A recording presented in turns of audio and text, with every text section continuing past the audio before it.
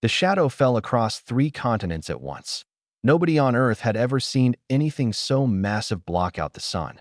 The Hegemony flagship measured 800 kilometers from bow to stern, and when it stopped above the Pacific Ocean, every ocean tide shifted. Fish died by the millions from the sudden temperature changes. Satellites tumbled out of orbit. The world held its breath. Ambassador Delos of the Varani species descended in a shuttle made of light. His body was tall and thin, with skin so clear you could see his 3 hearts beating inside his chest. 6 arms folded behind his back as he walked into the United Nations building in New York. Soldiers from every nation lined the hallways, but their weapons felt like toys compared to what floated above them. "People of Earth," Delos said, his voice translated through a device wrapped around his throat. "The galactic hegemony has watched your species for 200 of your years. You are young, you are curious, and you are in terrible danger." Director Amara Okonkwo sat at the head of the council table. She was a tall woman from Nigeria with gray hair and calm eyes. Earth had created the Unified Space Council just 6 months ago, and she led it. Everyone expected her to look afraid. She did not. Delos continued. "The Koroth swarm approaches this region of space. They are a species that feeds on worlds. They have consumed over 4,000 civilizations. Your technology cannot stop them. Your weapons are primitive. Your ships cannot even leave your own solar system." Murmurs spread through the assembly hall. Fear crawled across faces. "The hegemony offers you protection," Delos said. "Join us as a ward species. You will have no vote in galactic matters, but you will have safety. We will shield Earth from the Koroth and any other threat. All we ask in return is your loyalty and your resources." The room erupted. Some leaders shouted acceptance immediately. Others demanded details. A few protested the idea of becoming a protectorate with no voice. Through it all, Amara Okonkwo remained silent. Finally, she stood. The noise died. "Ambassador Delos," she said, "we are grateful for your concern. We are honored by your offer. But this is a decision that will shape humanity's future forever. We request 30 days to deliberate." Delos blinked all 4 of his eyes. His translator crackled slightly as he processed the request. 30 days? "Director, perhaps you do not understand the urgency. The Koroth could arrive within 30 days, Amara repeated. "Surely the great hegemony, which has watched us for 2 centuries, can grant us 1 month to discuss the most important choice our species has ever faced." The ambassador's thin lips curved into something like a smile. He found these creatures amusing. They were like children playing with sticks while a forest fire approached. "Very well. 30 days. I trust you will reach the only sensible conclusion." He turned and walked out, his 6 arms swaying gracefully. That night, Amara traveled to a location that did not exist on any map. A military transport flew her across Europe and into Russia, then descended through a hidden entrance in the Ural Mountains. The facility buried there had been secret for 50 years. Admiral Dmitry Volkov waited for her in a control room filled with holographic displays. He was a short man with white hair and a face carved by decades of military service. Behind him, screens showed images that would have shocked the galaxy's ships. Human ships, 17 of them, scattered across the solar system in hidden positions. Each one was built from technology no species in the hegemony had ever seen. "They made their offer," Amara said. "I watched," Dmitry replied. "They think we are helpless. They have no idea what we found in Siberia." Dmitry nodded slowly. 50 years of work. 50 years of every nation pretending to fight each other while secretly building these vessels together. And now 12 alien species arrive to save us like we are lost children. Amara studied the display. The largest human ship, hidden in the asteroid belt, was called the Prometheus. It carried weapons that could crack moons. Its shields could withstand the full firepower of the Hegemony flagship. And it was not even their most dangerous vessel. "The question," she said quietly, "is what we do with this power. Do we reveal everything? Do we conquer? Do we simply send them away?" Dmitry walked to her side. "That is why you are the director, and I am only the admiral. I know how to fight. You know how to choose whether we should." Amara was silent for a long time. Outside this mountain, billions of humans lived their lives without knowing that their species had already changed the balance of galactic power. They did not know about the crashed Koroth ship recovered in 1987. They did not know about the biological computer inside it that contained the technological secrets of 47 dead civilizations. They did not know that humanity had spent 50 years combining those secrets into something entirely new. "We wait," she finally said. "We watch them. We learn whether they are worthy of knowing the truth." Above Earth, Ambassador Delos reported to the Hegemony Council that the primitive humans would certainly accept protection within 30 days. They had no other logical choice, that he could not have been more wrong. The thing that fell from the sky in 1987 looked like a wounded insect made of metal and bone. Sergeant Pavel Novak was 23 years old when his unit found it buried in Siberian snow. The crater stretched half a kilometer wide. Trees had been flattened for miles in every direction. And at the center, still smoking, lay something that would change human history forever. The Karath scout vessel was dying. Its pilot had already rotted into nothing but a shell of dried tissue. But the ship itself contained something far more valuable than any alien corpse. Soviet scientists discovered it within the first week, a biological computer network woven through the entire vessel. This was how the Karath preserved the knowledge of every species they consumed. 47 civilizations. Billions of years of combined technological advancement. All of it stored in organic circuits that pulsed with dim light. The discovery was too big for one nation. Within a year, the Soviet Union shared its findings with America, China, Britain, France, and others. The Cold War was still raging on the surface, but beneath it, something unprecedented happened. Every major power agreed to work together in absolute secrecy. Project Prometheus was born. Now, 50 years later, Admiral Dmitry Volkov walked Amara Okonkwo through the history that no citizen of Earth had ever been told. The Koroth archives contained everything, he explained as they moved through the underground facility. Weapons technology from the Valori, who died 3,000 years ago. Shield systems from the Montari, who were consumed before humans discovered fire. Engine designs from species whose names we cannot even pronounce. Amara stopped at a window overlooking a massive hangar.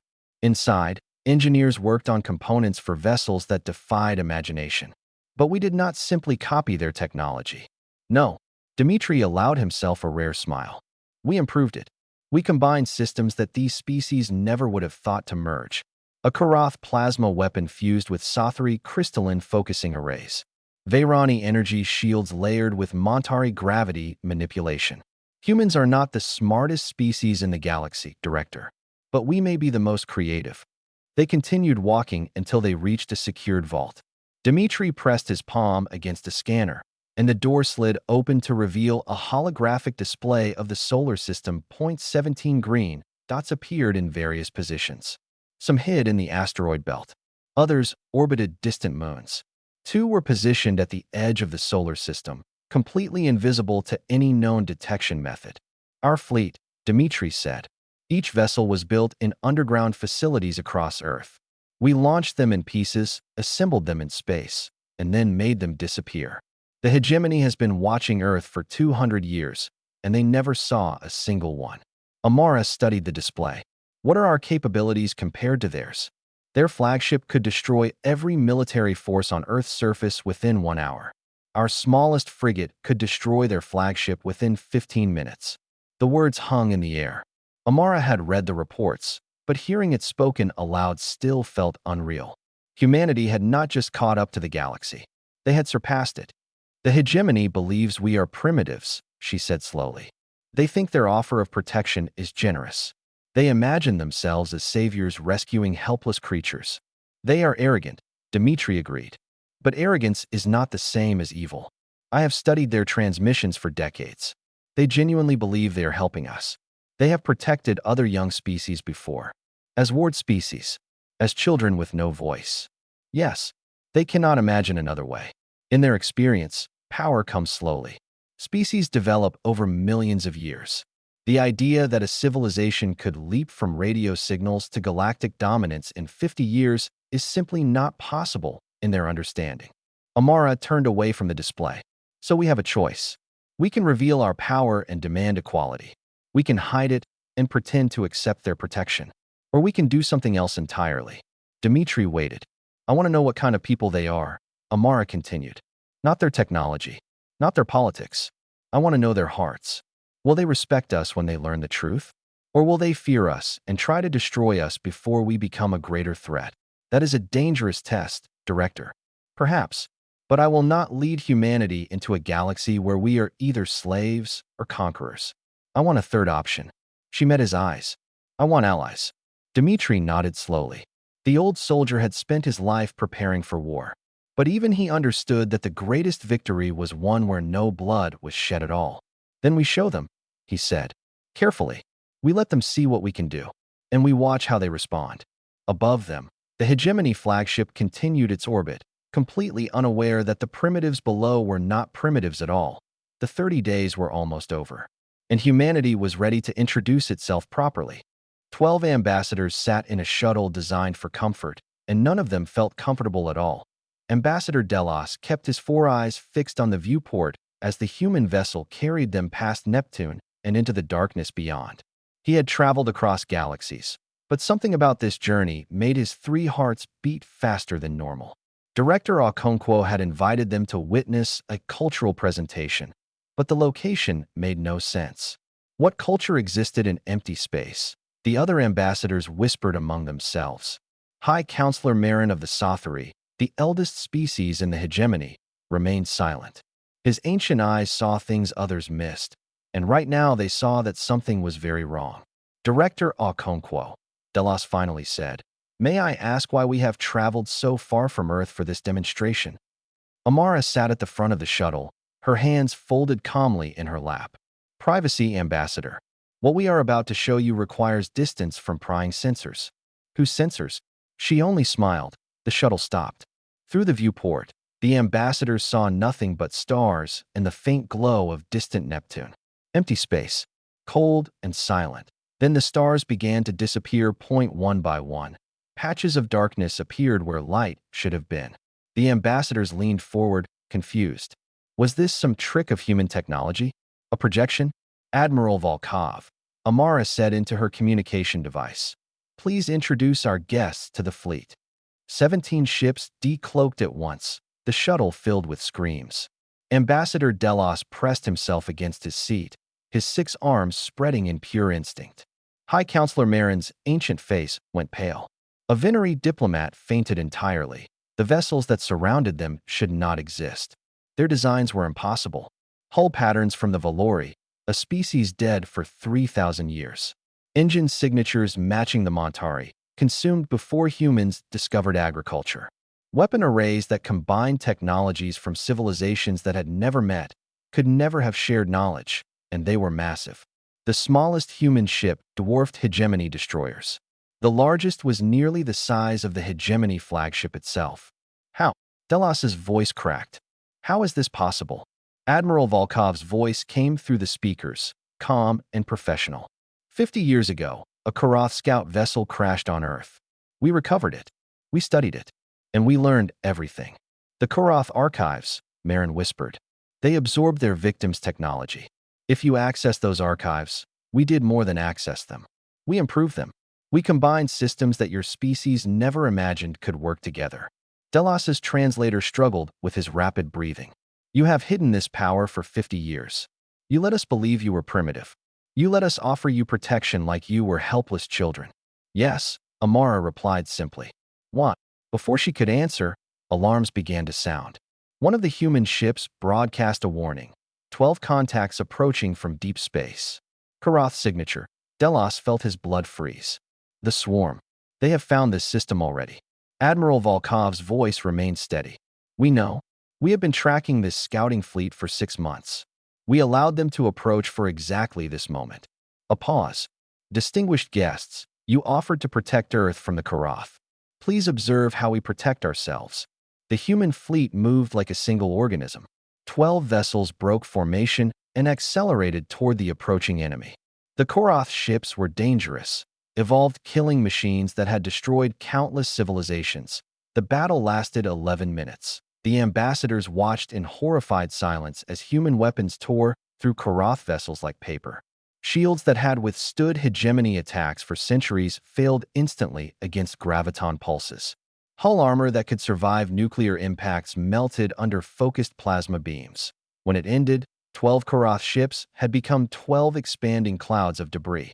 Not a single human vessel had been scratched. That Delas's voice came out as a whisper. You could have destroyed our flagship the moment we arrived. Yes, Amara said. You could conquer the hegemony. All 12 species. You have the power. Yes. Then why did you not?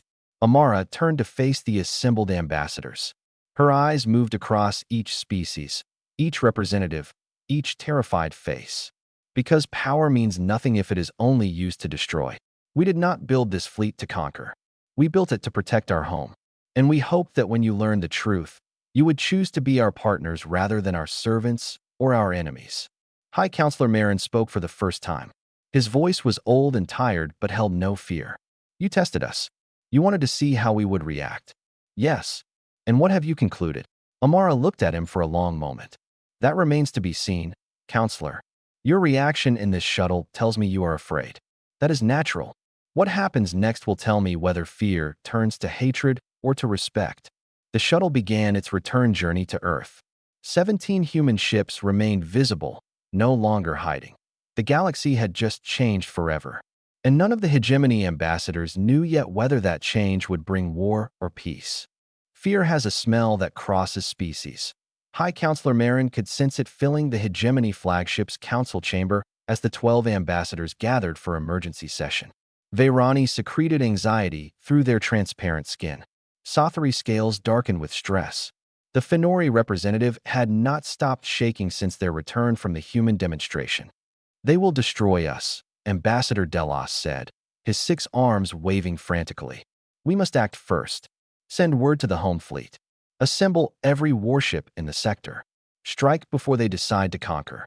Strike with what? Another ambassador demanded. You saw what their weapons did to the Karath. Our entire fleet would burn just as easily. Then we negotiate. Offer them whatever they want. Territory. Resources. Surrender if we must. Surrender to primitives? The Veneri representative spat the words. My species has sailed the stars for 1,000,000 years. We will not bow to creatures who learned to fly barely 2 centuries ago. The arguments grew louder. Some screamed for war. Others begged for peace. A few suggested fleeing the sector entirely and leaving Earth to whatever fate awaited it. High Counselor Marin let them exhaust themselves. He was old, so old that he had seen dozens of species rise and fall.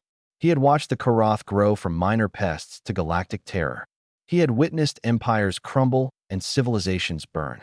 And in all those centuries, he had never seen anything like what he witnessed today. Finally, he raised one withered hand. The chamber fell silent. You asked the wrong question, he said. You ask whether humans are dangerous. Of course they are dangerous. Any species that can hide such power for 50 years while we watch them through our sensors is dangerous beyond measure. Then we must. Let me finish. Marin's eyes, clouded with age but sharp with wisdom, moved across the room. The correct question is this. Why are we still alive? Silence. Their smallest ship could have destroyed our flagship the moment we entered their system. Their fleet could have swept through hegemony space before we knew they existed. They had 50 years to prepare an attack that we could not have survived. And what did they do instead? No one answered. They waited. They watched. They accepted our insulting offer of protection with grace and patience. And when they finally revealed their power, they did so by destroying our common enemy rather than us. Ambassador Delos's arms slowly lowered. You believe they want peace? I believe they want respect. True respect, as equals. Not the false respect we offer toward species. Marin leaned back in his chair. We came to their world as saviors. We treated them as children. Our arrogance blinded us to what they truly were. And now we must decide. Do we respond to their power with fear and aggression? Or do we respond with the wisdom that 1,000,000 years of civilization should have taught us? Before anyone could respond, alarms screamed through the flagship. The tactical display activated, showing the space beyond Earth's solar system. Something was approaching. Something massive. The Karath swarm. Delos asked, fear returning to his voice. No. The sensor officer's voice trembled. Counselor, these energy signatures, they do not match any known species. 7 contacts appeared on the display. Each one was larger than a moon. Their shapes defied geometry, twisting in ways that hurt to observe. Space itself warped around them like water bending around stones. The Void Architects, Marin whispered. Terror replaced fear. Every species in the room knew that name. The Void Architects were ancient when the hegemony was young. They consumed not worlds, but entire star systems, feeding on the gravitational energy of suns. The Koroth swarm fled before them. Even the mightiest civilizations could only delay them, never defeat them. Why are they here? Someone asked. The battle, Marin said quietly. The humans destroyed Koroth vessels using technologies from dead civilizations. The architects noticed. They are curious. And when the architects become curious about a system, they consume it. The chamber erupted again, but this time the panic had a different quality. This was not fear of humans. This was the terror of facing something that could end everything. Director Okonkwo's voice suddenly filled the chamber. She had been monitoring their communications. Distinguished members of the Hegemony Council, she said, we have detected the approaching threat. We know what the Void Architects are. And we know that for the first time in 50 years, humanity faces an enemy we cannot defeat alone. Marin leaned toward the speaker. What are you proposing, Director? An alliance. A true alliance, not protection or submission. Your ships and ours fighting together. Your knowledge and ours combined. The architects have never faced a united front of 13 species working as one. Delas's voice was barely audible. You would share your technology with us? After we treated you as inferiors? You offered to protect us when you believed we needed it. Your intentions were genuine, even if your assumptions were wrong. That counts for something. A pause. The question is whether you are willing to fight beside us rather than above us. Marin looked around the chamber. Every ambassador's eyes were on him. The fear remained, but something else now flickered behind it. Hope. Director Okonkwo, the old counselor said, I believe it is time we truly introduced ourselves to humanity. As partners, the alliance was forged in that moment, and none of them knew whether it would be enough. Two species that had never touched before now worked shoulder to shoulder in a cramped engineering bay. Lieutenant Commander Priya Sharma watched as a Varani technician extended 2 of her 6 arms to hold a plasma conduit steady while a human engineer welded it into place. 3 weeks ago, these 2 people could not have communicated without translators. Now they moved together like dancers, anticipating each other's needs. This scene repeated itself across hundreds of ships and stations throughout the solar system. The alliance had become real, not through treaties or speeches, but through shared work and shared fear. Director Okonkwo had made the decision that shocked everyone. Complete transparency. Every piece of human technology. Every secret from the Prometheus archives. Every weapon design and shield configuration. She shared it all freely with the hegemony. Admiral Volkov had argued against it at first. 50 years of secrecy, and you want to give it away in one day? If we hoard our knowledge and the architects destroy us, what was the point? Amara had replied. Better to risk everything on trust than to die alone with our secrets. The gamble worked better than anyone expected. Varani engineers, masters of energy manipulation, studied human shield technology and improved it by 400% within 5 days. Sothari biologists, who had traveled the stars for 1,000,000 years, found patterns in the Koroth archives that human scientists had missed. The Fenori, small and nervous but brilliant with mathematics, recalculated weapon trajectories to increase accuracy by 30%. Each species contributed something unique. Each gift made the whole stronger. Priya served as liaison between Admiral Volkov's command and the hegemony forces. She spent her days translating not just words but ideas, helping beings who thought in completely different ways learn to work together. Lieutenant Commander, a Sothari officer said, approaching her with scales shifting in shades of blue, your admiral's tactical plans confuse us. Why does he position the weaker vessels at the front of the formation? Priya smiled. Because humans believe in something we call sacrifice. The smaller ships are not there to destroy the enemy. They are there to protect the larger vessels long enough for our main weapons to charge. Your crews would die. They know that. They volunteered anyway. The Sothari was silent for a moment. My species has lived for countless generations. We have learned to value each life as precious and irreplaceable. Your approach seems wasteful or brave, Priya said gently. We do not throw lives away carelessly. But humans believe that some things are worth dying for. Protecting others is one of them. The officer's scales shifted to purple, which Priya had learned meant deep thought. Perhaps there is something to be learned from such young creatures after all. Meanwhile, in a research facility hidden beneath Earth's surface, scientists from all 13 species worked on a final weapon. It had no name yet. It combined principles that should not have been compatible: Valori gravity manipulation, Sothary crystalline focusing arrays, Montari space-folding technology, and human creativity that found connections no other mind would have imagined. Dr. Kenji Nakamura, the lead human scientist, stood before the device with High Counselor Marin beside him. "Will it work?" Marin asked. "Honestly, I do not know. We have never built anything like this. No one has. The energy requirements alone should be impossible. And yet you continue." Kenji turned to the ancient alien. "My grandmother used to say that impossible things happen every day. You just have to be stubborn enough to make them happen." Marin made a sound that might have been laughter. "I have lived for thousands of your years, and I am still learning new things. Your species is remarkable, Dr. Nakamura, not because of your weapons or your technology, but because you refuse to accept limits that others consider absolute."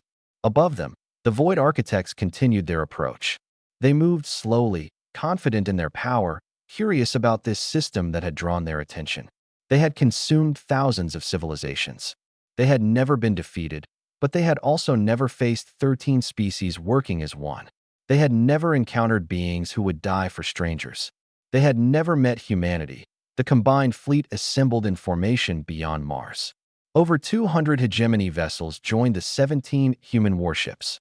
Crews of different species shared commands. Engineers from different worlds maintained each other's systems.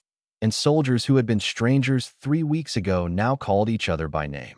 Admiral Volkov looked at the tactical display one final time. Priya stood beside him. "Sir," she said quietly, "I think they respect us more for sharing than they would have for conquering." Volkov nodded. Perhaps that was the real power all along. Not the weapons, not the ships, but the choice to trust. The Void Architects would arrive in 12 hours. The Alliance would stand or fall together. And for the first time in galactic history, humanity would fight not as hidden saviors or secret powers, but as equal partners in a war for survival. Space itself screamed when the Void Architects arrived. Light bent around their vessels in impossible angles. Gravity pulled in directions that should not exist. The 7 approaching ships were not just large. They were wrong in a way that made sensors fail and minds ache to observe. Admiral Volkov stood on the bridge of the Prometheus, surrounded by officers from 4 different species. Beside him, High Counselor Marin watched the display with ancient eyes that had seen countless horrors. Neither of them had ever seen anything like this. "All vessels, hold formation," Volkov commanded. His voice carried across the combined fleet. 217 ships waited in a defensive line between the Architects and Earth. A transmission crackled through every speaker. The Architects spoke, their voice translated through quantum entanglement into words that burned the ears. "This system is claimed. Your resistance is noted and irrelevant. You will be consumed." Director Okonkwo's response came from Earth's command station. "This system is protected. Approach further and face the consequences." The Architects did not respond. They simply continued forward. "All vessels, engage." The battle began with fire that could melt moons. Human warships unleashed weapons that combined the knowledge of 47 dead civilizations. Hegemony vessels fired plasma lances and gravity torpedoes. The combined firepower struck the lead Architect ship with enough force to shatter planets. The Architect ship slowed. Its hull rippled like water. And then it continued forward, healing from wounds that should have been fatal. "Concentrate fire on the damaged section," Volkov ordered. "Do not let it regenerate." Ships swarmed the wounded giant. Fenori frigates darted through gaps in its defenses, placing charges against its hull. Sothary cruisers maintained constant plasma streams. Human destroyers dove close enough to touch the twisted surface, emptying their weapons into the same location again and again. The Architect ship died. It took 3 hours and 17 Allied vessels with it, but it died. 0.6 remained. The battle became a nightmare that stretched across hours. Ships exploded in flashes of light. Crews of mixed species fought and bled and burned together. A Virani captain rammed her vessel into an architect's engine core, saving 3 human frigates from destruction. A human pilot ejected his crew before flying his crippled ship directly into an architect's weapon array, disabling it long enough for Sothary bombers to strike. By the 8th hour, the Allied fleet had been reduced to half its strength. 3 architect ships had been destroyed. 4 remained, and they had adapted to Allied tactics. "We cannot win through attrition," Marin said quietly. "They will consume us before we destroy them all." Volkov knew it was true. He looked at the tactical display, watching Allied ships die one by one. "The weapon, is it ready?" "On Earth," Dr. Nakamura answered. "Ready as it will ever be. But Admiral, we have never tested it. We do not know what it will do. Will it destroy the architects? It might destroy everything within a light year, including us." Volkov closed his eyes for one moment. When he opened them, they held no fear. "Priya, take command of the fleet. Keep them busy." "Sir, I am taking the Prometheus to deliver the weapon personally. Someone has to get close enough to deploy it." Marin stood. "I will accompany you." "Counselor, there is no reason for you to die with me." "There is every reason." The ancient Sothary moved toward the door. "I came to this system to protect what I thought were primitive creatures. I was arrogant and foolish. If I am to die, I will die proving that I learned from my mistakes." The Prometheus broke formation and accelerated toward the remaining architects. 4 vessels turned their attention to this single ship racing toward them. Weapons fire filled the space around it, but human shields held long enough. Volkov reached the center of the architect formation. The weapon, a device that combined the knowledge of 13 species into something entirely new, activated. Reality folded, a cascading gravitational anomaly erupted outward, tearing through space itself. For architect ships twisted and collapsed, their impossible geometries finally breaking under forces even they could not resist. The Prometheus buckled under the strain. Alarm screamed. Hull breaches opened across every deck. But when the light faded, the architects were gone. Volkov lived. Marin lived. The ship was crippled but intact.